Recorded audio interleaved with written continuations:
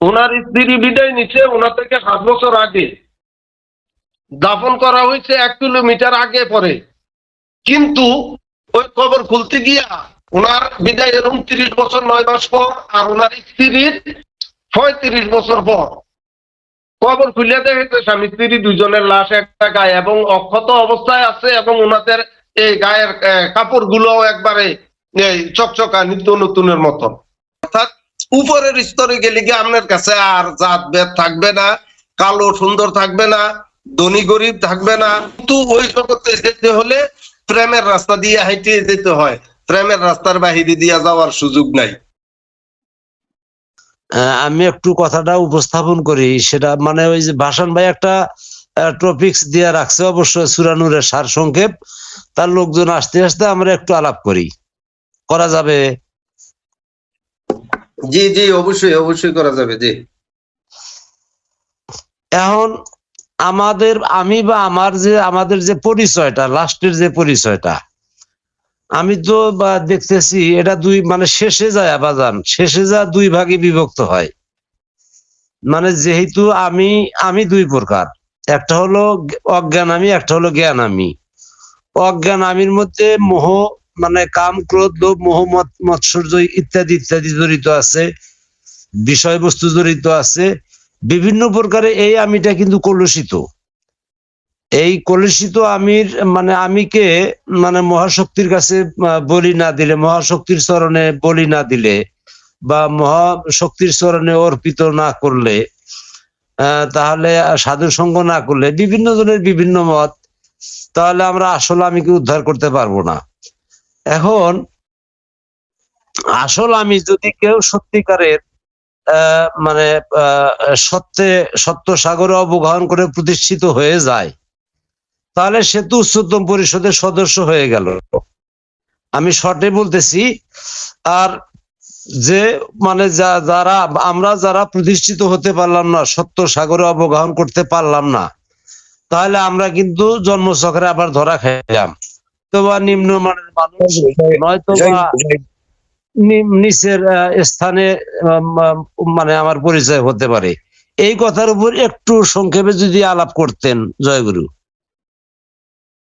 জি, জয়গুরু। আসলে আমরা যে বিষয়গুলোকে চিহ্নিতকরণটা করতেছি, এই চিহ্নিতকরণের মধ্যে প্রথম পর্যায়ে হইল এই সপ্ত ইন্দ্রিয়ের অধীনস্থ থাকে ব্যক্তি সত্তা, দাসত্বে থাকে। পর্যায়ে এই ইন্দ্রিয় গুলারে দাস বানাইয়া নেয়, তখন ওই সত্তাটা প্রভুত্বে বিরাজ করে, আর শক্তি তার অধীনস্থ হইয়া যায়, তার দাসত্বে নিয়োজিত হইয়া যায়। মাওলা মুহাম্মদ আলাইহিস সালাম ইবলিশের আলোচনা করতেছিলেন সাহাবা একরামদের সামনে। তো একজন সাহাবী হাসি দিয়া মানে এই রসিকতা করে বললেন, ইয়া রাসূলুল্লাহ, সবার সাথে যদি শয়তান থাকে তাইলে কি আপনার সাথেও শয়তান আছে?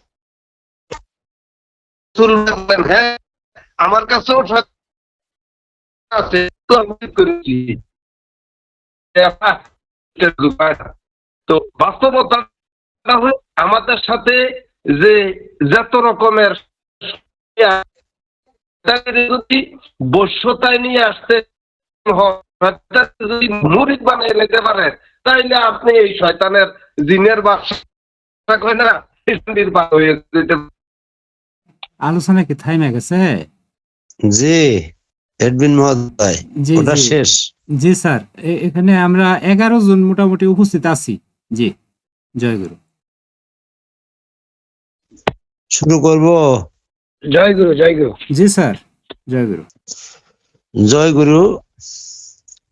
সবারই চরণে আমার ভক্তি। আমি মহান মৌলার নামে শুরু করতেছি। বাজান, জিহাদি বাজান, শুরু করব? জি বাজান। এডমিন মহোদয় আমাকে একটা টপিকস এর কথা বলছে, সেটা হলো নূরের সার সংক্ষেপ একটু আলোচনা করতে বলছে। ওখান থেকে আমি আলোচনাটা শুরু করতেছি। আসলে সূরাটির মূল লক্ষ্য হলো আমাদের নূরের, আল্লাহ নূরের বিকাশের কথা উল্লেখ করা, যাহাতে মানুষ তাহা অনুসরণ করিয়া এই মহানুরের অধিকারী হইয়া ধন্য হইতে পারে। আসলে আমরা যে আল্লাহর নূরের বিকাশের কথা যে উল্লেখ করব বা আলোচনা যে করব, সেই নূর কোথায় থাকে মূলত মনে হয় এটাই ইঙ্গিত করতেছে যে আল্লাহর নূরের বিকাশের কথা যেহেতু উল্লেখ করার কথা বলছে, তাহলে আল্লাহর নূর কোথায় থাকে বা কিভাবে থাকে এই বিষয়ে আলোচনা এই সারসংক্ষেপে আছে। এবং সূরা নূরের পুরা সূরাটাই এই বিষয়ে আলোচনা বা ব্যাখ্যা তাফসীর যাই বলেন আছে। আল্লাহর নূর বস্তুগত কোনো নূর নহে, বস্তুর সাথে আল্লাহর নূরের সংযোগ নাই, বা আল্লাহ সেখানে নূর বিকাশ, আল্লাহর নূর সেখানে বিকাশ হয় না। ইহা সাধারণ মানুষের চর্মচক্ষুর দৃষ্টিতে দেখিবার বিষয় নয়।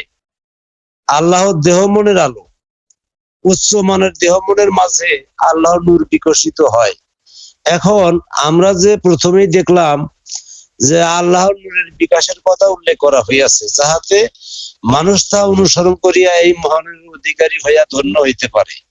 তাহলে এখানে প্রমাণ পাওয়া যাইতেছে যেহেতু আল্লাহ দেহ মনের আলো এবং উচ্চ মানের দেহ মনের মাঝে আল্লাহর নূর বিকশিত হয়, যেনারা মহামানব বা মুমিনের স্তরে উন্নীত হয়েছে, তার ঊর্ধ্বে উন্নীত হয়েছে ওলি, হয়তো এইসব মহামানব বা মহাপুরুষের মধ্যে আল্লাহর নূর বিকশিত হইয়া থাকে, এই কথা এখানে বলছে। মানুষ আল্লাহর নূরের প্রদীপ, এই কথা বলতে গেলে মানুষ যে আল্লাহ মানুষ যে নূরে মুহাম্মাদীর সেকেলে, প্রত্যেক মানুষ যে নূরে মুহাম্মাদীর সেকেলে সৃষ্টি হয়েছে, যাহাতে সে আপন আমল দ্বারা সেই সেকেল অর্জন করিয়া লইতে পারে। নূরে মুহাম্মাদীর 100টা, তার মধ্যে তার আপন রব রূপে সুপ্ত গুপ্ত হয়ে বিরাজ করে। শুধু এই রূপে আমরা মুহাম্মদ সাল্লাল্লাহু আলাইহি ওয়াসাল্লামের মতো বাশার, অর্থাৎ দৈহিক ভাবে মুহাম্মদ সাল্লাল্লাহু আলাইহি ওয়াসাল্লামের মতো মানুষ। তাহলে আমরা সকলেই কিন্তু আসলে মুহাম্মদের সেকেলে সৃষ্টি বা তৈরি। এই জন্যই আল্লাহ বলছে, এখানে দয়ালজি ব্যাখ্যায় লিখছে, মানুষ আল্লাহর নূরের প্রদীপ। মানুষ হলো আল্লাহর নূরের প্রদীপ। বস্তুগত নূর আল্লাহর নূর নহে। আল্লাহর নূর প্রজ্বলিত হইয়া উঠে বা বিকশিত হইয়া উঠে দেহ মন বিশিষ্ট জীবের মধ্যে। যেই জীবের মধ্যে দেহ এবং মন দ্বারা গঠিত, অবশ্য সৃষ্টি বলে নফস, প্রত্যেকেরই নফস আছে, তবে তাদের সে মানুষ, জিন এবং ইনসানের দেহ মন অনেক ঊর্ধ্বে। বস্তুর মধ্যে নয়, যদি তাহার নির্দেশিত পথে কঠিন প্রচেষ্টা গ্রহণ করা হয়। এই যে মানুষের মধ্যে যে নূরের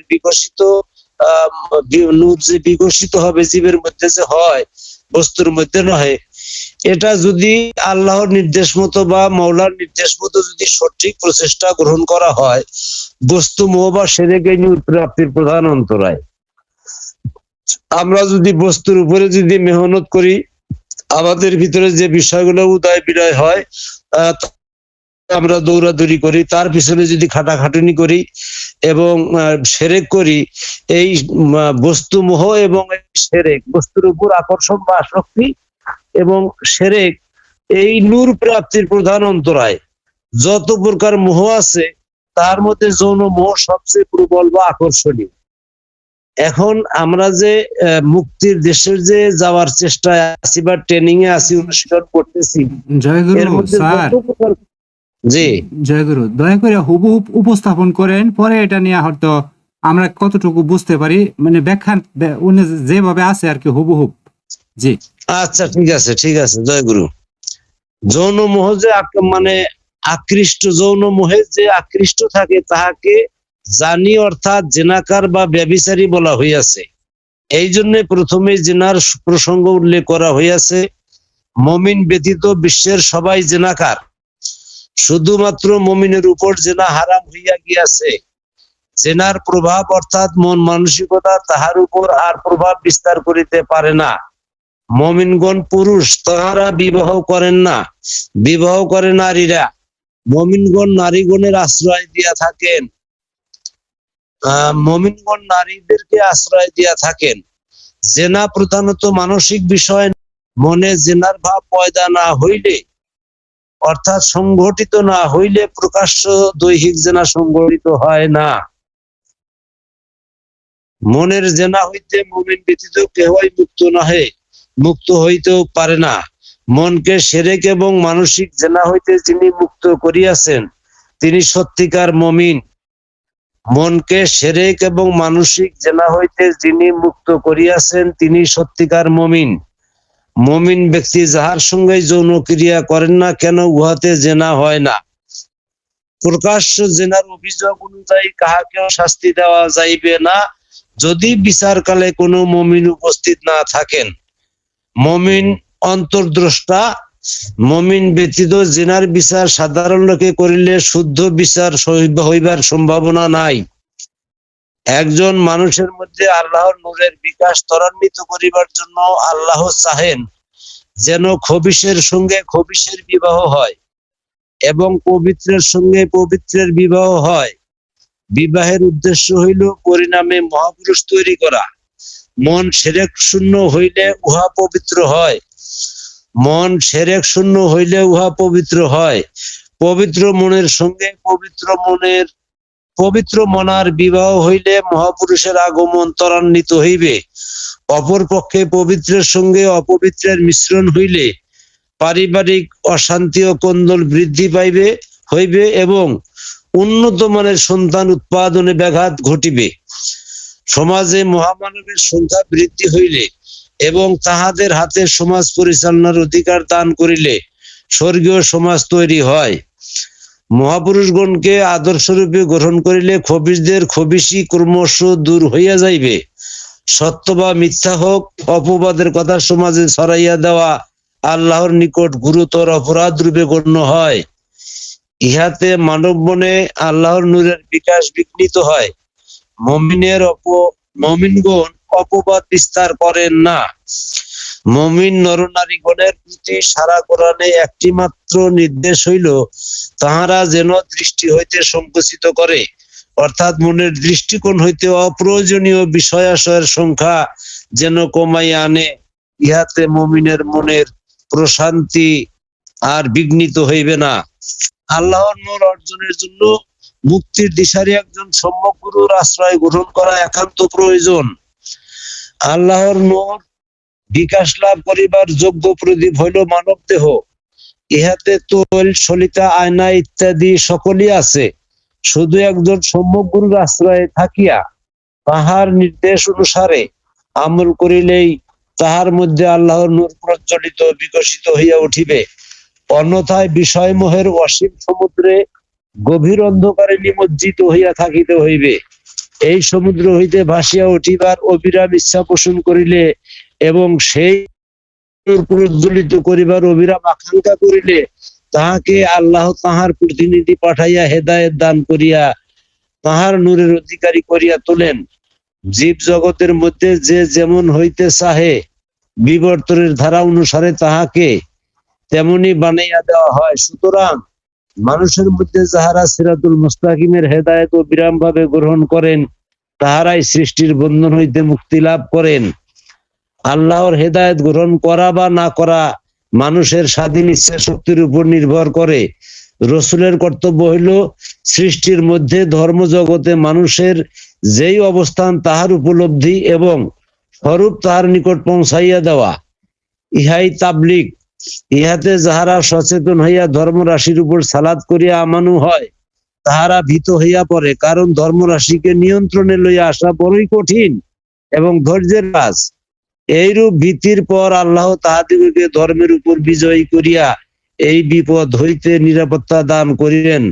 তখন তাহারা শিরক মুক্ত হইয়া আর কুফরি করিবে না। তারপর আমানুগণ যাহাতে সুষ্ঠুভাবে সালাত কর্ম সম্পাদন করিতে পারে সেই জন্য 24 ঘন্টার দৈনন্দিন জীবনের মধ্যে কিছু সময়কাল গোপনীয়তা নীরবতা পালন করিবার প্রয়োজন আছে। সালাত সংরক্ষণের জন্য গভীর রাত্রির অংশ যেখানে রহিয়াছে আত্মদর্শনের সুযোগ এবং শালীনতা সংরক্ষণের জন্য গ্রীষ্মের দুপুরের অংশ। সূরাটির শেষ কথা হইল আপন রবের নিকট পরিপূর্ণভাবে আত্মসমর্পণ করিয়া তাহারই সাহায্যে স্বর্গলোকের অধিকারী হইয়া মুক্ত হইয়া যাওয়া, এইটুকু। জয় গুরু। জয় গুরু, জয় গুরু, জয় গুরু। অসংখ্য অসংখ্য ধন্যবাদ স্যারকে হুবহুব সূরা নূরের তাফসীরটা উপস্থাপন করার জন্য। অসংখ্য ধন্যবাদ। জয় গুরু, জয় গুরু। এটার উপরে বাবাজি দয়া করে যদি উনি আলোচনা করেন। জি। জয় গুরু সকল সাধু গুরুগণ।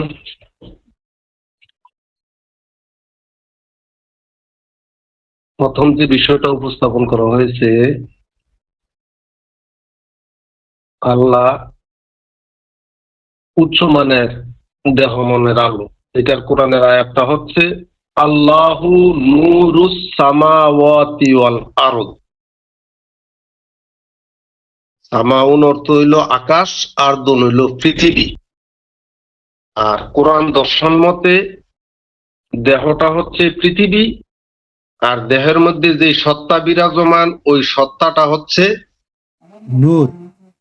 যে আলোকিত রূপটা, সেটার নাম হচ্ছে নূর। এই আয়াতটা হচ্ছে আল্লাহু নূরুস সামাওয়াতি ওয়াল আরদ। আচ্ছা, আর দ্বিতীয় হচ্ছে যারা মুমিন তারা কিন্তু দ্রষ্টা। মোমেন পর্যায়ে যারা উন্নীত হয়, মোমেনা পর্যায়ে যারা উন্নীত হয়, তারা হলো দ্রষ্টা, চক্ষুষ্মান, দিব্য জ্ঞানের অধিকারী, দিব্য দৃষ্টির অধিকারী।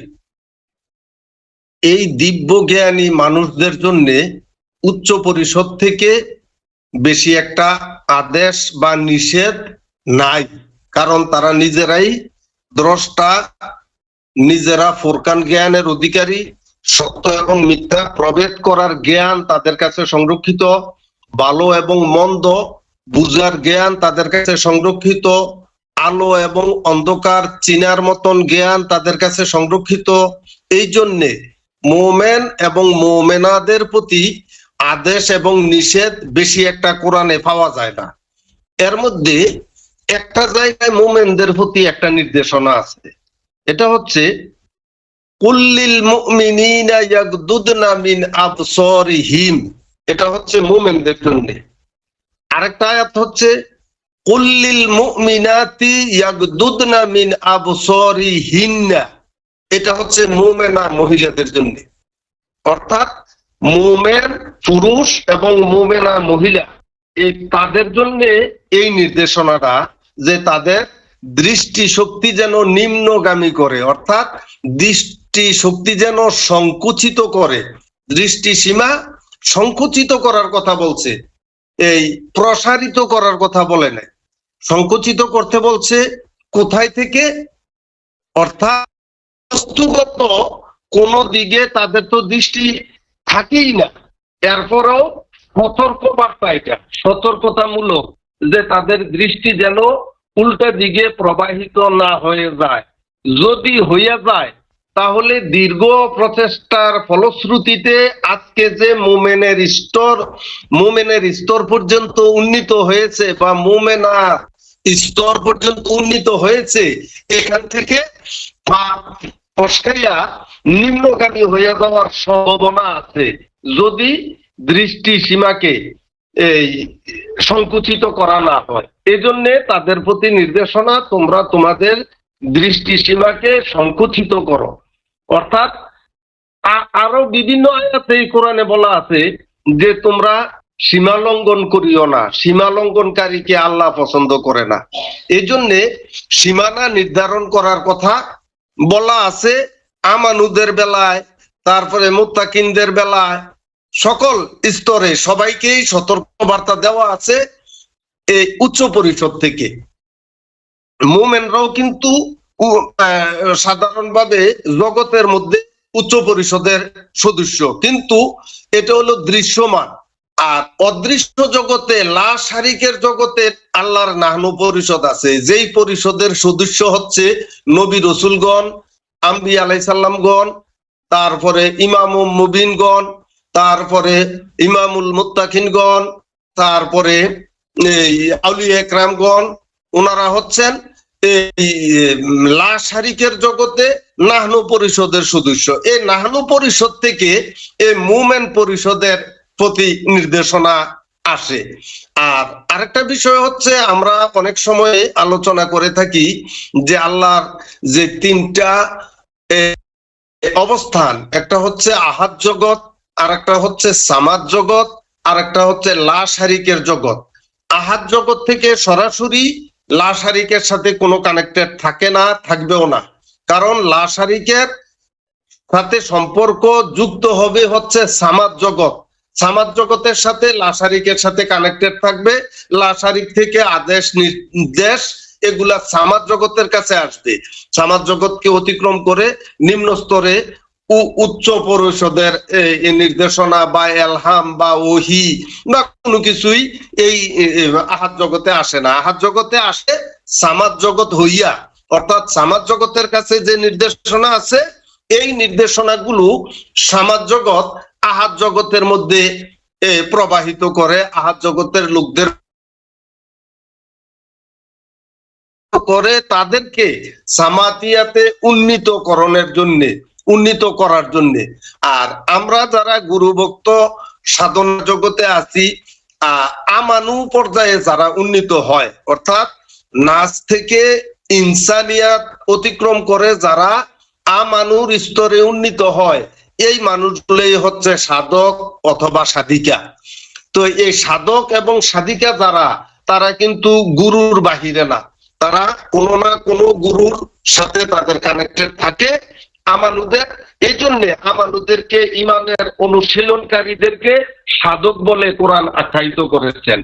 তো এই সাধকদের সাধনার বলে তারা আহাদ জগৎ অতিক্রম করে সামাজ জগতে উন্নীত হয়। আর যখন সমাজ জগতে উন্নীত হবে তখনই তারা সেই লা শারিকের আলোর সন্ধান পাবে, তাদের দেহ মনে ও উচ্চ পরিষদের আলো বিকশিত হবে। এই কথাটাই বলছেন আল্লাহু নূরুস সামাওয়াতি ওয়াল আরদ। জয় গুরু। বাজার একটা সম্পূরক প্রশ্ন। জি জি বাজার। মমিনগণ পুরুষ, তাহারা বিবাহ করেন না, বিবাহ করে নারীরা।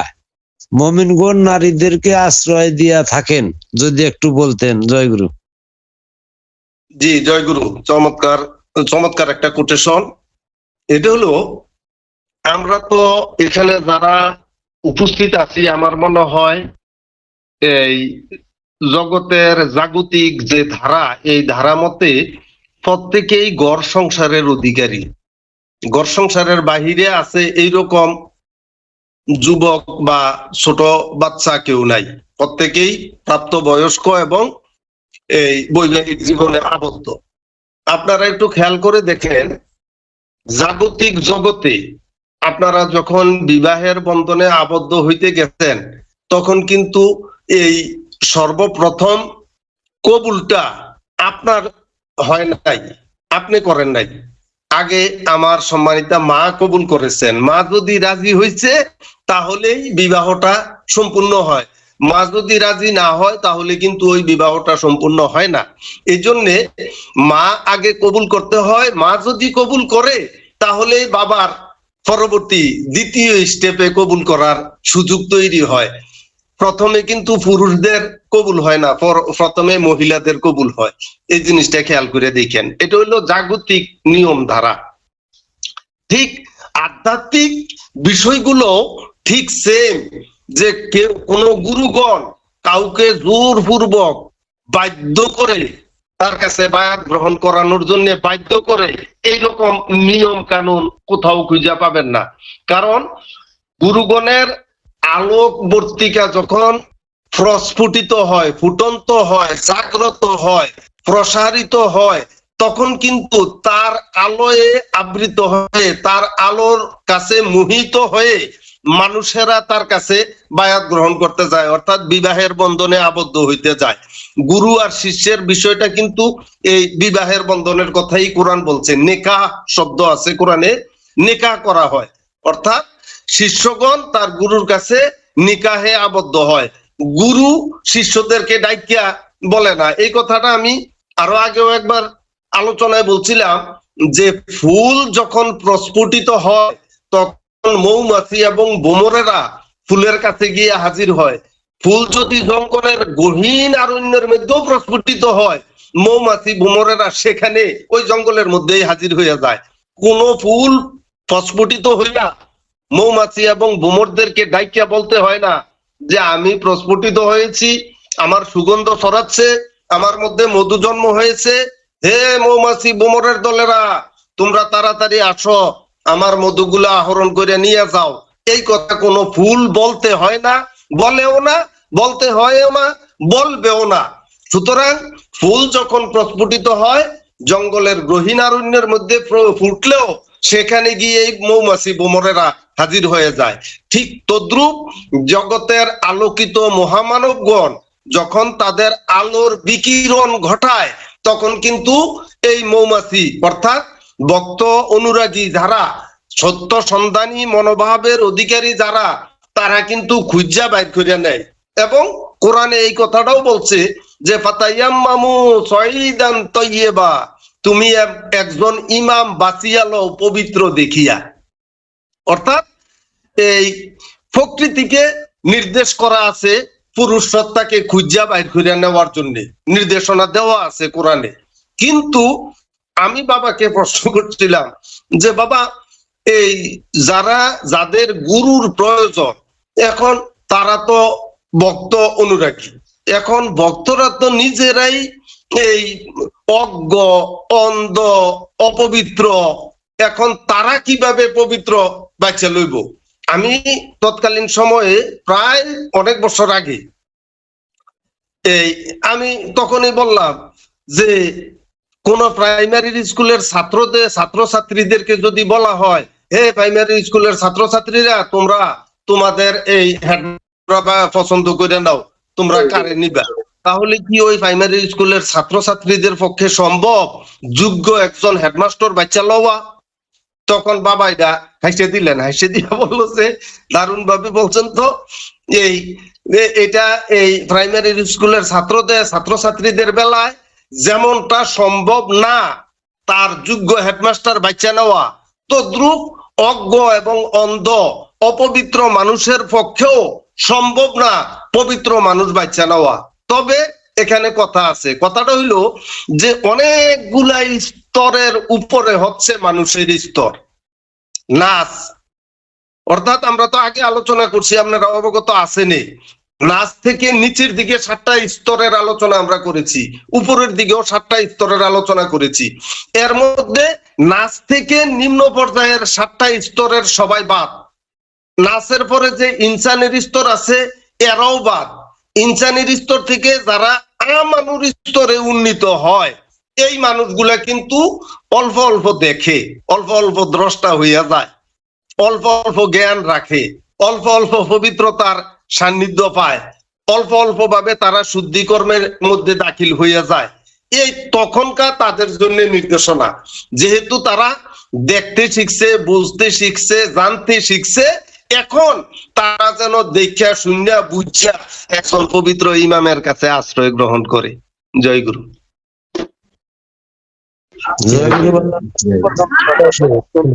অনেক কিছু পাইলাম।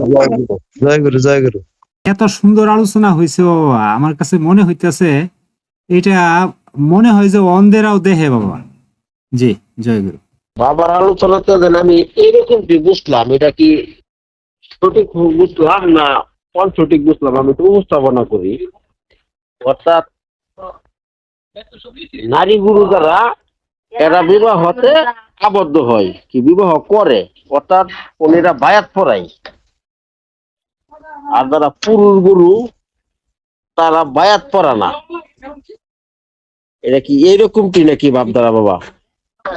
চমৎকার চমৎকার বুঝছেন, চমৎকার ভাবে জ্ঞান আসছে। জি, জয় গুরু। বাবা, আমার মনের মধ্যে আমি গুরু ধরার পরে থেকে এই পর্যন্তই মনের মধ্যে এই কনফিউশনটাই ছিল যে এই পর্যন্তই যত যে গুরুদের কাছে গেলাম সবাই হাতে হাত রেখে হাইরা বায়াত পড়া, তারা বলেও যে রাসূলের হাতে হাত রেখে বায়াত পড়তে হয়, পড়ছে। কিন্তু আমি যে বিশেষ করে গুরু ধরলাম, কিন্তু আমার হাতে হাত রেখে, তো গুরুর হাতে হাত রেখে আমরা তো বায়াতের যে একটা অনুগত্য আছে, একটা ওয়াদা আছে, ওইটা কিন্তু হয় নাই। এটা আমার মনের মধ্যে বিশেষভাবে একটা কনফিউশন ছিল। আমি আমাদের যে ভাষণ সাধু ওনারও অনেকবারই বলছি, তখন কইতেছে যে না, এরকম তো আমিও এরকম হয় নাই। কিন্তু আজকে মানে এই আলোচনার মাধ্যমে মোটামুটি একটু ক্লিয়ার হয়েছে। কিন্তু বাবা, পুরুষ গুরুর কাছে হাতে হাত রেখে বায়াত পড়া না কেন? আর ওই এমনি যে সাধারণত গুরু আছে, তারা হাতে হাত রেখে বায়াত পড়া কেন? এই বিষয়টা যদি বাবা একটু আলোচনা করতেন দয়া করে, তাহলে একদম পরিপাটি হয়ে যেতাম। জি, জয় গুরু। জয় গুরু, জয় গুরু। বাজান তো আজকে তো আমার বাজানটা খুব চমৎকার চমৎকার কথাগুলো আনতেছে গো। এই আমি একবার এক জায়গায় এক মাহফিলে যাওয়ার পরে, মাহফিলে এই স্টেজে যাওয়ার আগে আমাকে একটা প্রশ্ন ছুড়ে দিছে। সেটা একটা দরবারি মাহফিলে ছিল। তো দরবারের ভক্তগণ আমাকে লিখিতভাবে একটা প্রশ্ন করছে যে হুজুর, এই বলেন তো আল্লাহ কোরআনের মধ্যে সবচাইতে বেশি গুরুত্ব কোন বিষয়টার উপরে আরোপ করছে? তা আমি বললাম যে সালাতের উপরে আরোপ করছে। কয় অনেক অনেক ধন্যবাদ, এইটা জানার জন্য এই প্রশ্নটা করা হয়েছে। তো যেহেতু সালাতের বিষয়ে কোরআনে এত বেশি গুরুত্ব আরোপ করেছেন, বেশি বক্তব্য দিয়েছেন সালাত বিষয়ে, এখন সালাতের একটা রূপরেখা কোরআনের মধ্যে দিবে না? আমি কই হ্যাঁ দিবে। কয় দিছে কিনা? আমি কই দিছে। কয় কোথায় দিছে একটু বলেন তো। যে এই আমরা এই সোজা হইয়া খারিতে হইব, ফরসুমুল ফিরতে হইব, আলহামদুলিল্লাহ এই সূরা পড়তে হইব, তারপরে হাঁটুর দইরা সুবহান রাব্বিয়াল আলা 3 বার পড়তে হইব, তারপরে সুবহান রাব্বিয়াল আযীম পড়তে হইব, আবার মাটিতে কপাল ঠেকাইয়া সুবহান রাব্বিয়াল আলা এই 3 বার করে কমপক্ষে পড়তে হইব, আবার সোজা হইয়া বসতে হইব, আবার সিজদা দিতে হইব। এবার এইভাবে করে 1 রাকাত 2 রাকাত 3 রাকাত 4 রাকাত এরকম রাকাত মিলাইতে হইব। এই ধরনের একটা রূপরেখা এই কোরআনের কোথাও আছে কিনা? থাকলে একটু দয়া করে যদি দেখাইতে। তো এই কথা বলার পরে আমি অবশ্য তাৎক্ষণিকভাবে ওদের জবাবটা যতটুকু দেওয়ার অতটুকু দিছি, দিয়া আমি একটু রাইখে দিছি। রাইখে দিয়ে বললাম যে এটা আপনাদের সামনে বলবো না, এটা আমি স্টেজে গিয়া সবার সামনে বলবো। তো ওনারা আরো বেশি একটা খুশি হইলেন। পরে স্টেজের আলোচনা করতে গিয়ে একটু লং টাইম আলোচনা হয়েছে। আলোচনার পরে তখন এই আনুষ্ঠানিক এই সালাতের বিষয়টা আনলাম।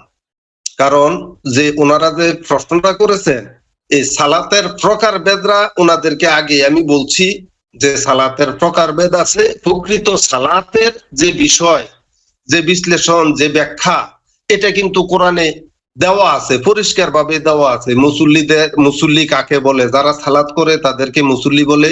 আর মুসল্লিদের পরিচয়ও কোরআনে দেওয়া আছে। আবার এই লোক দেখানো মুসল্লি যারা সাজে তাদের প্রেক্ষাপট কোরআনে সূরা মাউনের মধ্যে দেওয়া আছে।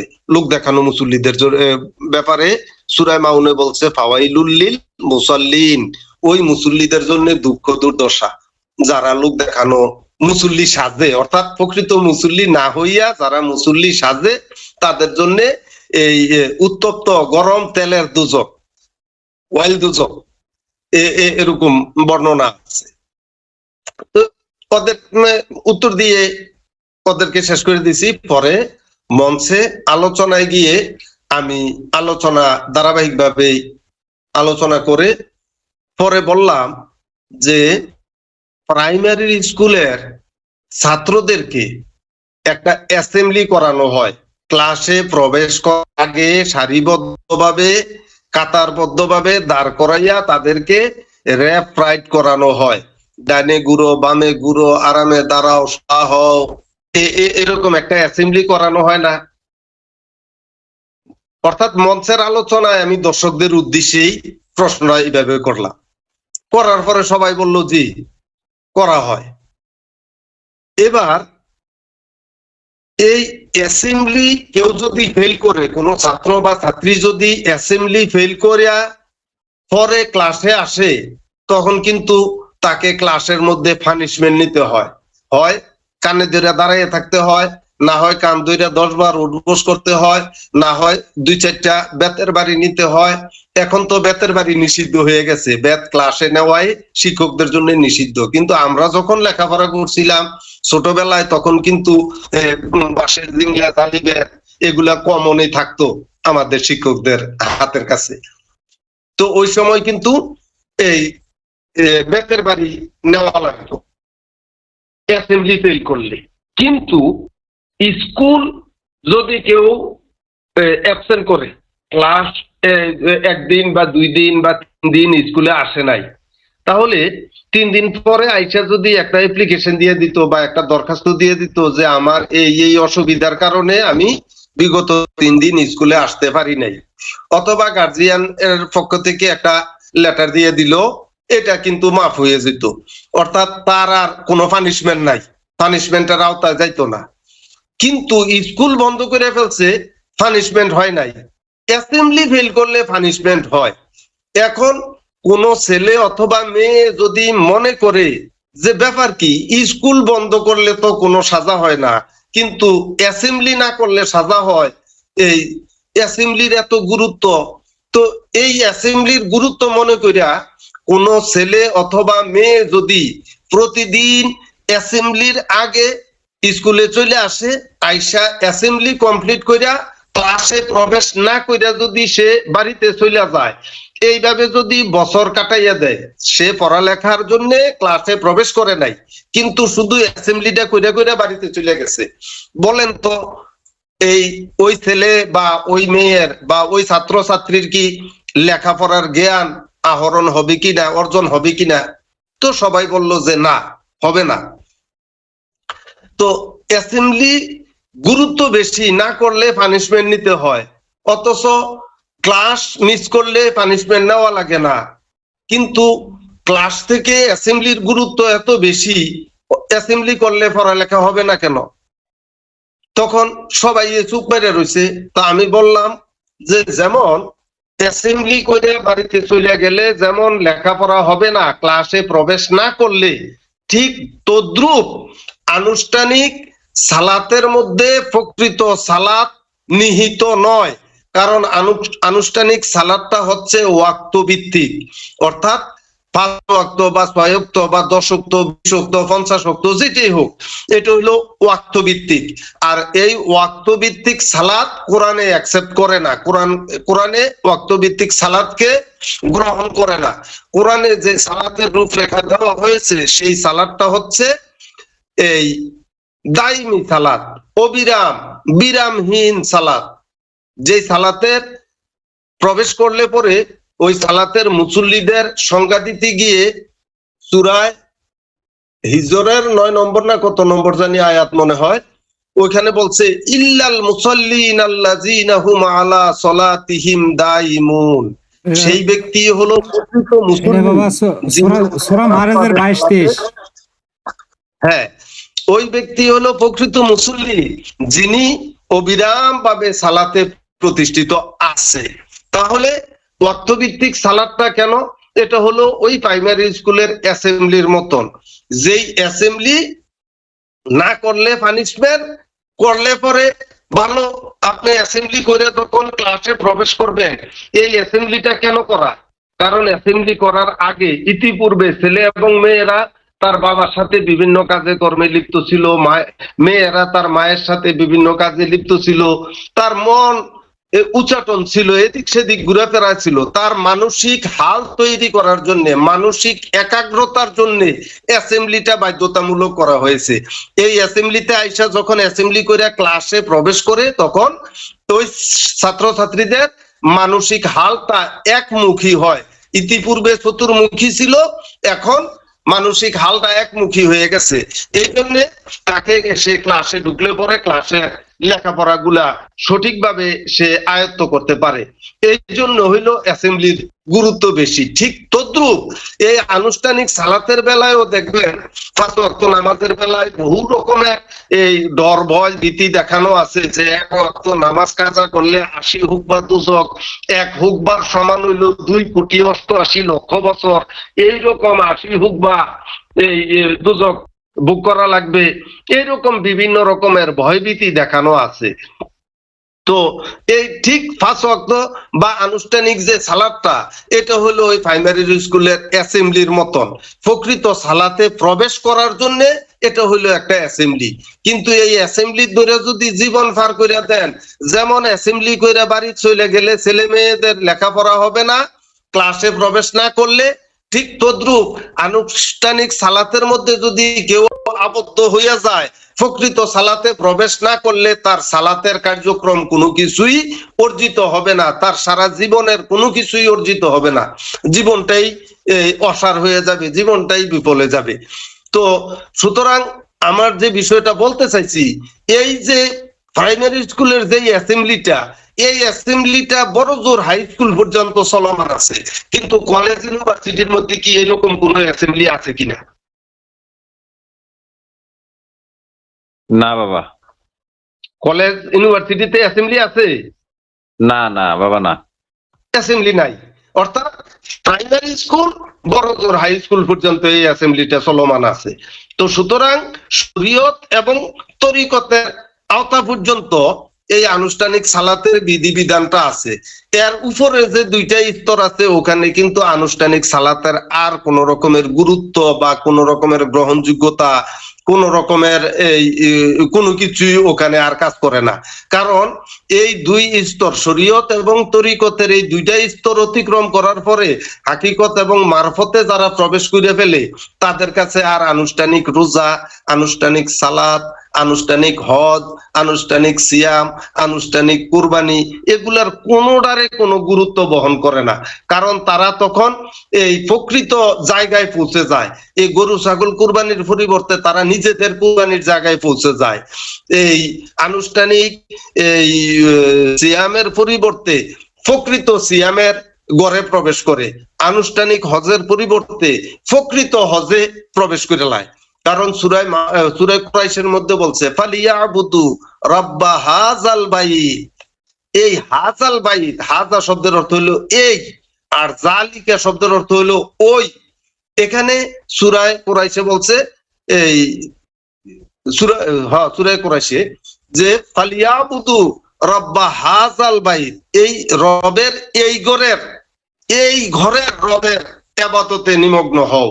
তো যারা হাকিকত এবং মারফতে প্রবেশ করে, তারা কিন্তু প্রভুর সান্নিধ্য লাভ কইরা, প্রভুর নিকটবর্তী হইয়া, প্রভুর সাথে তাদের সখ্যতা বিরাজমান হইয়া যায়।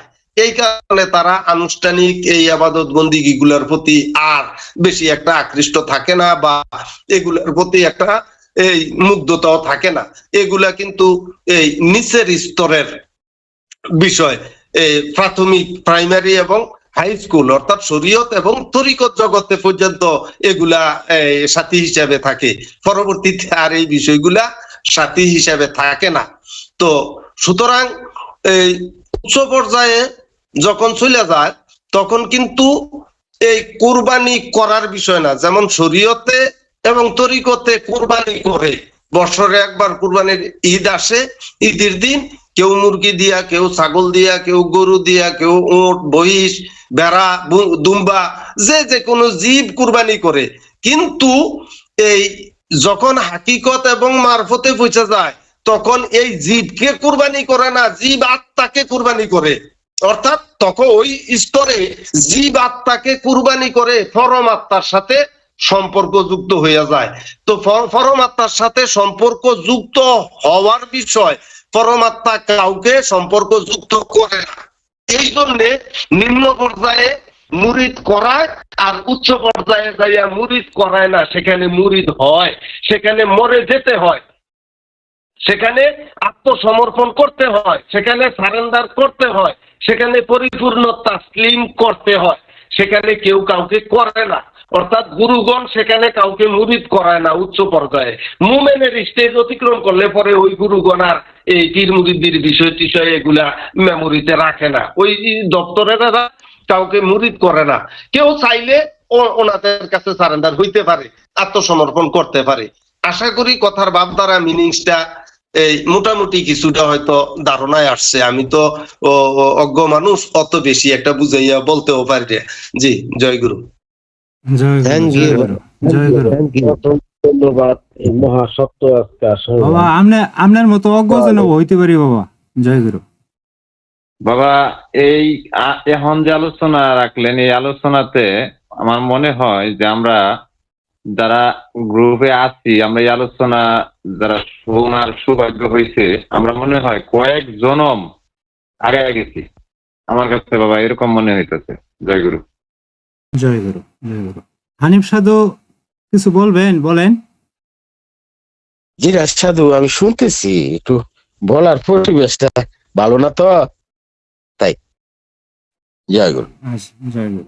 বাজান আর একটি সম্পূরক মানে প্রশ্ন জি যদি স্যার। একটু বলতেন, সেটা হলো তারপর আমানুগণ যাহাতে শেষের দিকে, তারপর আমানুগণ যাহাতে সুষ্ঠুভাবে সালাত কর্ম সম্পাদন করিতে পারে, সেই জন্য 24 ঘন্টার দৈনন্দিন জীবনের মধ্যে কিছু সময়কাল গোপনীয়তা ও নীরবতা পালন করিবার প্রয়োজন আছে।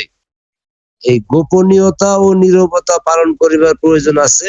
সালাত সংরক্ষণের জন্য গভীর রাত্রির অংশ, সেইখানে রয়েছে আত্মদর্শনের সুযোগ, এবং শালীনতা সংরক্ষণের জন্য গ্রীষ্মের দুপুরের অংশ।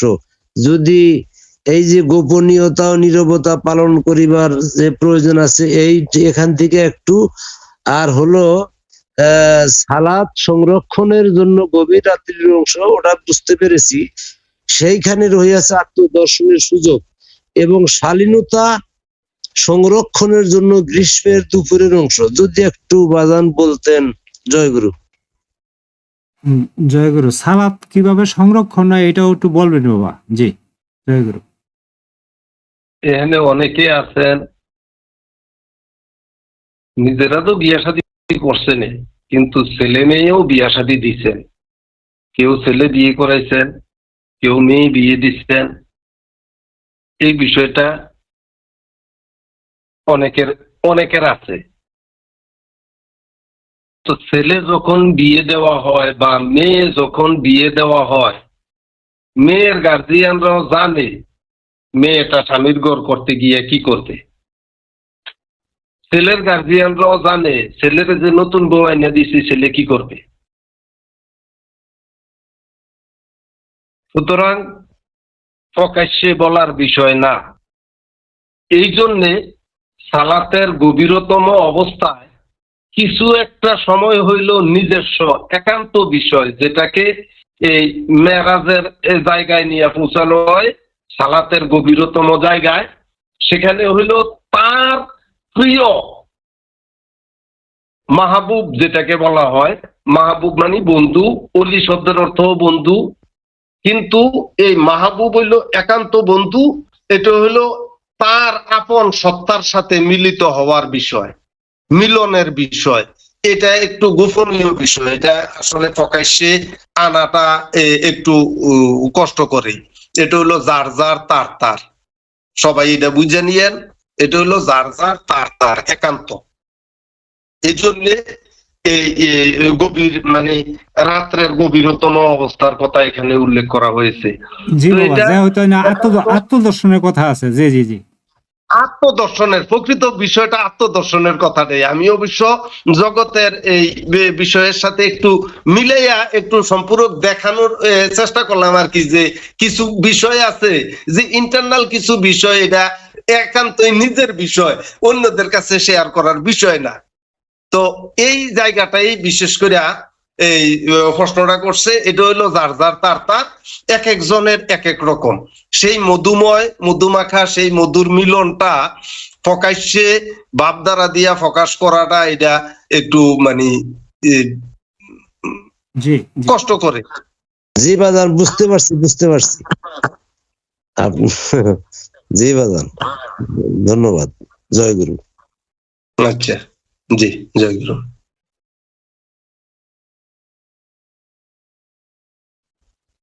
জয়গুরু। বাবা, ওই যে যে কতক্ষণ আগে যে আলোচনাটা হয়েছে এই বিষয়ে, যারা ওই যে হাতে হাত রেখে যে বায়াত পড়া, ওদের ওদের যে কথাবার্তা আর আমাদের যে কথাবার্তা, মানে ওরা আমাদের কথাবার্তা নিতে চায় না, কিন্তু ওরা ওদের কথাবার্তা এটাই ঠিক, মানে এরকম আমি আলোচনার মধ্যে পাই। আমি কই এত ডিফারেন্স কেন, এই কথাগুলো শুনতে পারে না কে লিখা, এগুলো মাইনা নেয় না কেন? কিন্তু তারাও তরিকার লোক, আমরাও তরিকার লোক। এই কনভিশনটা বাবা আজকে মানে ভেঙে দিলেন দয়া করে আর কি, মানে আজকে একদম ক্লিয়ার হয়ে গেছে বাবা। জয় গুরু। এরপরেও আরেকটু ক্লিয়ার নেন। ওই যে কয়েকদিন আগের আলোচনায় বলছিলাম যে এক বাপের দুই ছেলে, বড় ছেলেটা ভার্সিটিতে পড়ে আর ছোট ছেলেটা মাত্র নতুন স্কুলে যেয়ে ভর্তি হয়েছে। তো ভর্তি হওয়ার পরে, স্কুলে যাওয়ার পরে স্যারেরা বলছে যে ভালো করে যারা লেখাপড়া করে এইটার একটা গল্প শিখিয়ে দিছে যে লেখাপড়া করে যে গাড়ি ঘোড়া চড়ে সে। তো ছোট ছেলেটা এটা মুখস্থ করে আসছে। পরে বড় ছেলে, ভার্সিটির বড় ছেলেটা বাড়িতে আসার পরে ছোট ছেলেটা বলতেছে, দাদা ভাইয়া তুমি আমার সাথে একটু বসো, আমার না স্কুলে স্যারেরা বলছে যে লেখাপড়া করে যে গাড়ি ঘোড়া চড়ে সে, তুমি বসো আমার সাথে একটু লেখাপড়া করো, তাহলে তুমি গাড়ি ঘোড়া চড়তে পারবা।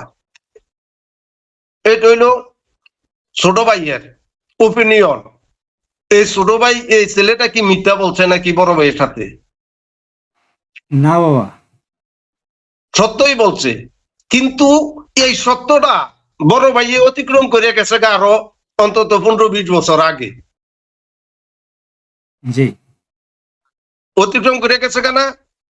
জি বাবা, ছোট ভাই সত্যই বলছে, কিন্তু তারে তো বড় ভাই কি এখন তারে বলতে পারবে, হেই বেটা আমি তো এগুলা পড়ে বহুত আগে আইলেছি, তুই আবার আমার এগুলা পড়তে বলস কেন? এইভাবে না বইলা সে কি করতে হইব? স্নেহ, মায়া, মমতা দিয়া, ভালোবাসা দিয়া, হ্যাঁ ভাইয়া খুব সুন্দর, ভালো, তুমি লেখাপড়া করো, এইভাবে উৎসাহিত করতে হবে, নিরুৎসাহিত করা যাবে না। তো সুতরাং জি শরীয়ত তরিকতের অনেকেই হাকিকত এবং মারফতের অনেক বিষয় আছে, এগুলা লোড নিতে পারে না বা নিতে পারবেও না। সেই লোড নেওয়ার মতো সক্ষমতা হয়ও নাই। কারণ আমরা এখানে যারা আছি, আপনারা আপনাদের নিজেদের দিকে তাকাইলে দেখবেন যে আপনাদের মস্তিষ্কের পাওয়ার, মস্তিষ্কের ফোকাসিং পাওয়ারটা কত ব্রাইট হইছে, কত বড় হইছে, কত উন্নত হইছে, এটা শুধু একমাত্র আপনারা নিজেরাই বুঝবেন, অন্যদেরকে বুঝাইতে পারবেন না। কারণ অন্যরা এটা বুঝতে পারবে না, এই লোডটা নিম্ন পর্যায়ের এরা নিতে পারবে না। এই জন্য ওদের সাথে তর্কে জড়ানো যাবে না, ওদেরকে ভালোবাসা দিয়া, মায়া মমতা দিয়েই তাদেরকে কাছে আগে নিয়ে আসতে হবে বা তাদের কাছে যেতে হবে, তাদেরকে বুঝাইয়া বলতে হবে, অর্থাৎ মায়ার ভাষা দিয়া, ভালোবাসার ভাষা দিয়া। ওই যে গতকালকে প্রেমের আলোচনা হয়েছে না, এই প্রেমের আলোচনা আমি তো সহজে বললাম যে প্রেম শব্দটার অর্থ হইল সম্পর্ক। এই সম্পর্কের সূচনাটা প্রেম দিয়ে যখন শুরু করবেন, যে কারোর সাথেই আপনার এটা মিলবে। আপনি একটা এই জীবজন্তু, ধরেন একটা বিড়ালের বাচ্চা বা একটা বিড়াল বা একটা কুকুরের বাচ্চা, বাঘের বাচ্চা, আমরা তো ইউটিউবে অনেক দেখি যে বাঘ সিংহের বাচ্চা পর্যন্ত মানুষেরা পুষে, আদর করে, পুষা এগুলারে বস বানাইয়া নেয়। তো সুতরাং জগতের যে কারোর সাথেই আপনি প্রেমের সম্পর্ক দিয়া, প্রেম নামক এই সম্পর্কটা দিয়া আপনি যে কারোর সাথেই এই চলতে পারবেন। কিন্তু যদি এই সম্পর্কের বাহিরে দিয়া যান, তাহলে কিন্তু এই বিদ্বেষ সৃষ্টি হবে, যে তিক্ততা সৃষ্টি হবে, আপনার সাথে বৈরিতা সৃষ্টি হবে। আর আমাদের উচ্চ মোকামে, উচ্চ জগতে এখানে কোনো বৈরিতা নাই, এখানে জাতভেদ নাই। লালন সাইজি বলছে না যে জাত গেল বলে এই একই আজব কারখানা। এই লালন বলে জাতের কি রূপ দেখলাম না এই নজরে। অর্থাৎ উপরের স্তরে গেলে গিয়ে আপনার কাছে আর জাত ভেদ থাকবে না, কালো সুন্দর থাকবে না, ধনী গরিব থাকবে না, তারপরে এই সুন্দর অসুন্দর কোনোটাই থাকবে না, সবগুলোই একরকম হয়ে যাবে। কিন্তু ওই জগতে যেতে হলে প্রেমের রাস্তা দিয়ে হাইটে যেতে হয়। প্রেমের রাস্তার বাহিরে দিয়া যাওয়ার সুযোগ নাই। জয় গুরু। জি এই জন্য নিম্ন স্তরের ওরা যেই ধারাবাহিকতা, যেই সিলেবাসটা ওরা ফলো করে, ওদেরকে ওইটা থেকে নিষেধ করা যাবে না, বাদ দেওয়া যাবে না। ঠিক আছে, এগুলা করতে করতে আস্তে আস্তে আগেই আসো। ওদেরকে ভালোবাসার বন্ধনে আবদ্ধ করে নিতে হবে, তাহলে দেখবেন যে আপনার সবকিছুই বুঝবে। কারণ আঞ্চলিক একটা ভাষা আছে, যার সাথে যার ভাব তার পাশা দেখলেও লাভ, আর যার সাথে যার ভাব নাই তার ফলাও কুরমা বিরিয়ানিও ভাল লাগে না। তো সুতরাং এই ভাবধারাটা আমাদের পরিবর্তনে আনতে হবে। অর্থাৎ কিভাবে পরিবর্তনে আসবে?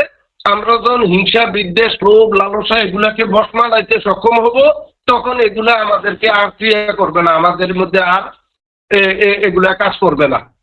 আমরা এই নিজেদেরকেও ভালো রাখতে পারবো এবং আপনাদের আমাদের আশপাশে যারা আসবে তারাও ভালো থাকতে পারবে।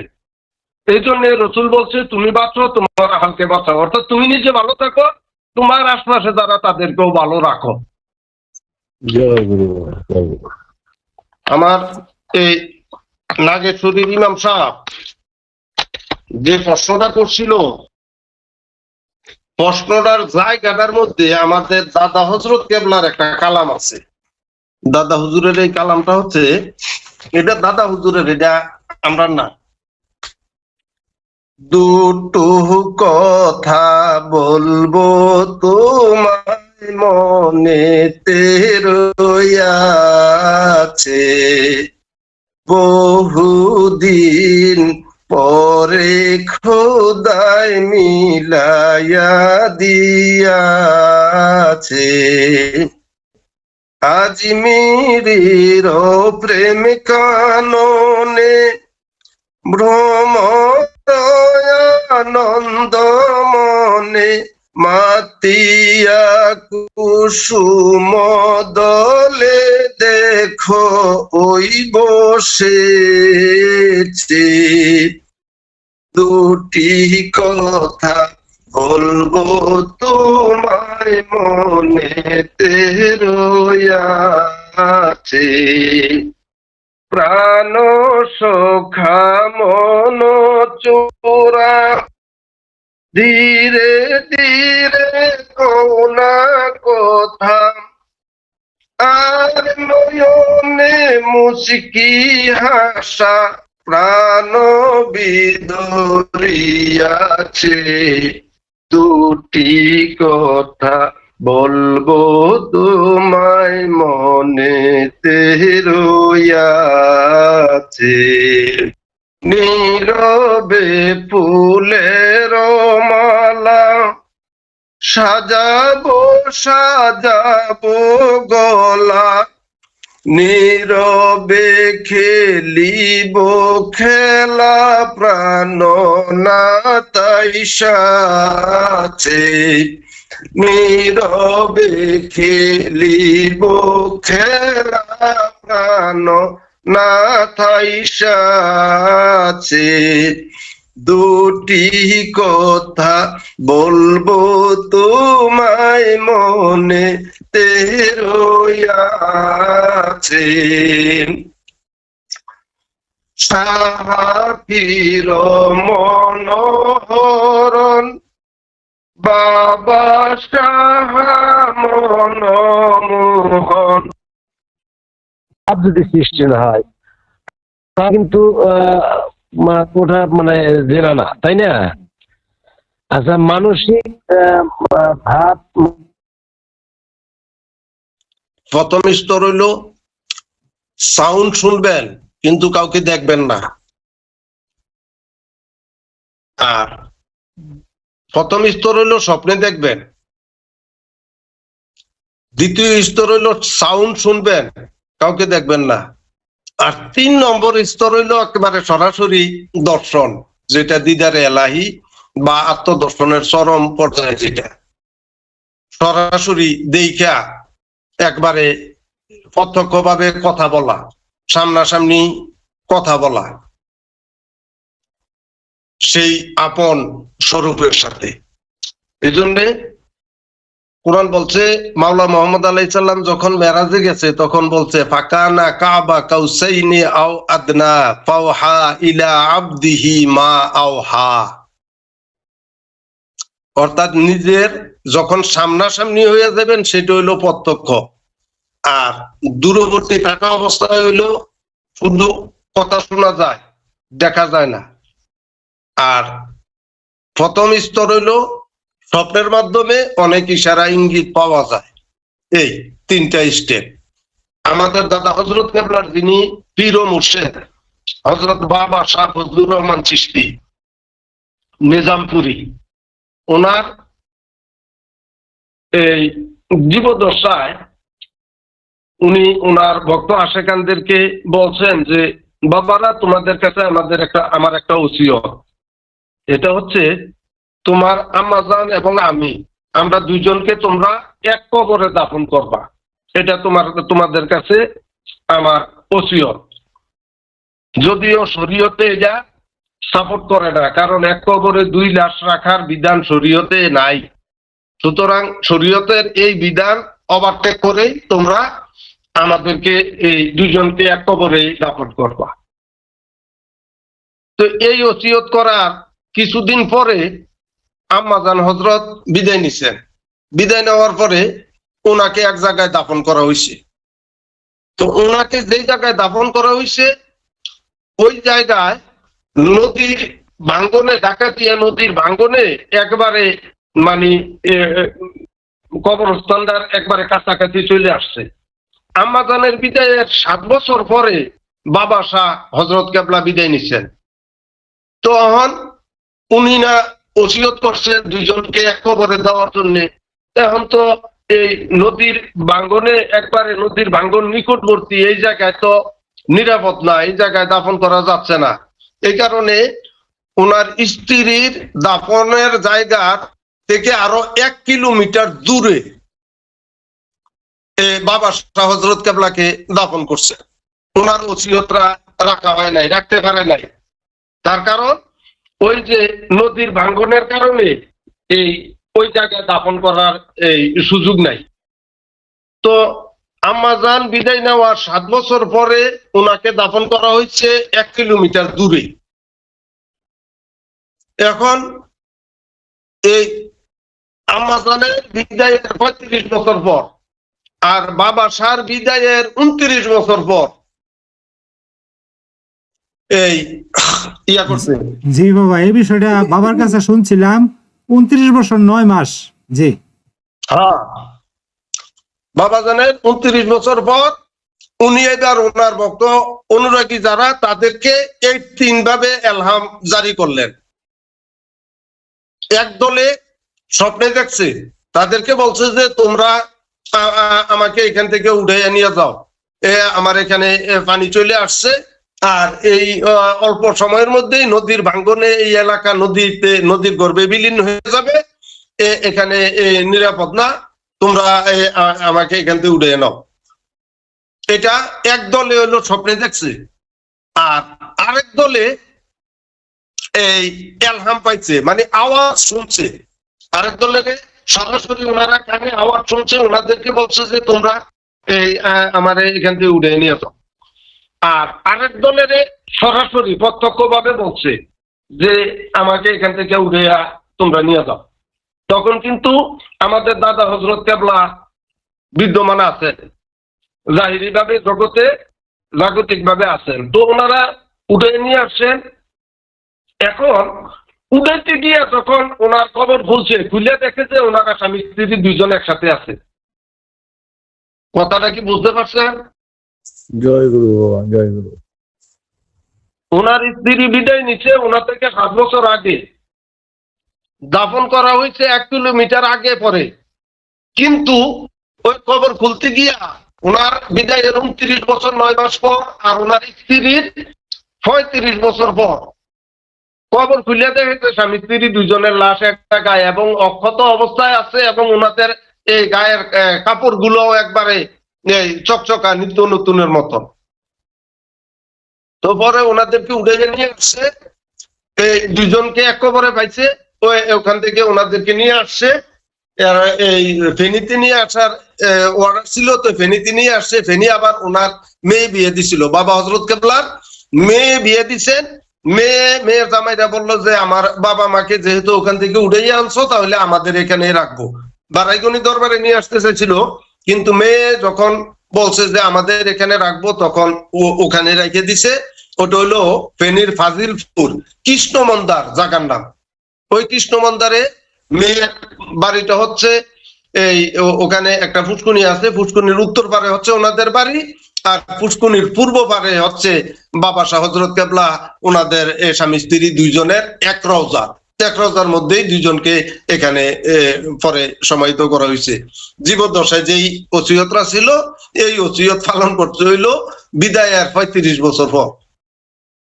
তো ওই মূল বিষয়টা হইলো শহীদুল বাজান যে বলছিল যে প্রত্যক্ষ বিষয়টা, আসলে প্রত্যেকের বেলায় এরকম 3টা স্টেপ।